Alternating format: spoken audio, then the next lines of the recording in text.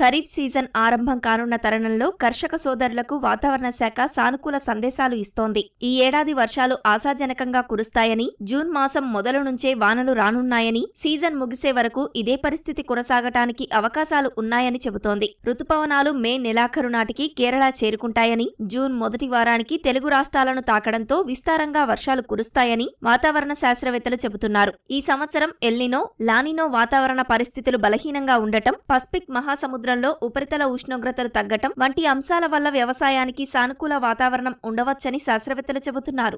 ప్రస్తుతం ఉన్నటువంటి కొన్ని వాతావరణ పరిస్థితులు చాలా అనుకూలంగాను రైతుకు శుభపరిణామంగా చెప్పుకోవచ్చు. ఉదాహరణకు మనకు 150 సంవత్సరాల క్రితం అనగా 1918 మే 11న ఋతుపవనాలు అంటే 20 రోజులు ముందుగా విచ్చేయటం, తద్వారా అధిక వర్షపాతం నమోదు కావడం జరిగింది. అలాంటి పరిస్థితులే ప్రస్తుతం ఈ సంవత్సరం అంటే 2024లో కూడా రైతుకు మంచి శుభపరిణామంగా ముందే ఈ ఋతుపవనాలు విచ్చేయడానికి చాలా అనుకూల వాతావరణ పరిస్థితులు మనం గమనించవచ్చు. భారత వాతావరణ విభాగ శాస్త్రవేత్తలేనేమి మరి ఇతర వాతావరణ నిపుణుల ప్రకారం ఈ ఏడాది కావలసినటువంటి ఋతుపవనాలు ఈ నెల ఆఖరికి లేదా మొదటి రోజే వచ్చేసి అత్యంత విస్తారంగా అత్యంత అధిక వర్షపాతం పడేందుకు చాలా అవకాశం ఉన్నది అనేది మన శాస్త్ర సాంకేతిక నిపుణుల యొక్క సూచన. అనుకూల వాతావరణ పరిస్థితులు ఋతుపవనాలకి ఉన్నాయి అని చెప్పడానికి మనం 4 రకాల కారణాలను మన పరిశీలనలోకి తీసుకోవచ్చు. మొట్టమొదటిది ఎలినో వాతావరణ ప్రభావం, అనగా అధిక వేడి వాతావరణ పరిస్థితుల కారణంగా సముద్ర ఉపరితలం వేడి గాలులు వేయడం వల్ల తేమను హరించకపోవటం, అదే సమయంలో మనకు అటువంటి ఋతుపవనాలు 2 కోయిన్సైడ్ అవ్వటం అనేది ఇంకొక విషయం. సో అయితే ఈ సంవత్సరం ఏంటంటే ఈ ఎలినో వాతావరణ పరిస్థితులు చాలా బలహీనంగా ఉన్నాయి.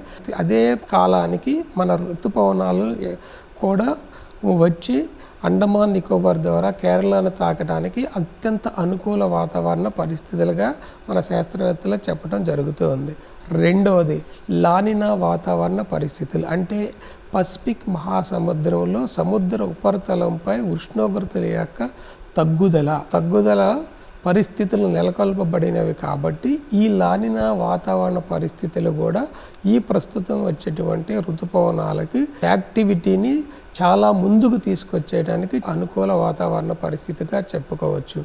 మూడవదిగా దక్షిణార్ధగోళంలో మంచు లేకపోవడం అనేది కూడా మరి ఒక అనుకూల వాతావరణ పరిస్థితిగా, అలాగే ఇంకొకటి దేశవ్యాప్తంగా ఉన్నటువంటి దీర్ఘకాలిక సగటు వర్షపాతాన్ని లెక్కించటం, దీనిని ఎల్పిఏగా పరిగణిస్తారు, అంటే లాంగ్ పీరియడ్ యావరేజ్గా పరిగణిస్తారు. ఈ సంవత్సరం మన దేశవ్యాప్తంగా 870 మిల్లీమీటర్లు లేదా 87 సెంటీమీటర్ల వర్షపాతం నమోదు కావచ్చు అనేది అంచనా ఉన్నది. అంటే ఇది చాలా పాజిటివ్.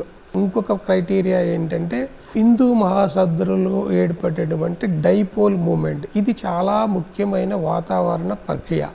ఇది సాధారణంగా ఏంటంటే హిందూ మహాసముద్రంలో డైపోల్ అంటే కుడికి ఎడమకి మూమెంట్ జరగడం జరుగుతుంది. అంటే సీ డైనమిక్స్లో ఏర్పడినటువంటి వివిధ రకాలైనటువంటి చర్యల ద్వారా ఒకటి ఎడం వైపుకి అంటే హిందూ మహాసముద్రం నుంచి అరేబియా సముద్రం వైపుకి, రెండోది కుడివైపు అంటే హిందూ మహాసముద్రం నుంచి బే ఆఫ్ బెంగాల్ వైపుకి గాలులు వీయటం అనేది ఈ డైపోల్ మూమెంట్గా చెప్పుకోవటం. అయితే ఇక్కడ మనం గమనించాల్సిన విషయం ఏంటంటే ప్రస్తుతం ఈ సంవత్సరం ఉన్నటువంటి డైపోల్ మూమెంట్ కండిషన్స్ మనకు ఒకసారి అబ్జర్వ్ చేస్తే ప్రస్తుతానికి పాజిటివ్ లేదా న్యూట్రల్ టు పాజిటివ్ మూమెంట్, అంటే న్యూట్రల్ అంటే హిందూ మహాసముద్రంలో ఉండిపోవటం, లేదా పాజిటివ్ అంటే ఎడమ వైపుకి అంటే అరేబియన్ సముద్రం వైపు గాలులు వీయటం. ప్రస్తుత పరిస్థితుల్లో అరేబియా సముద్రం వైపుకి గాలులు వీయటానికి అత్యంత అనుకూల వాతావరణ పరిస్థితులు ఉన్నాయి.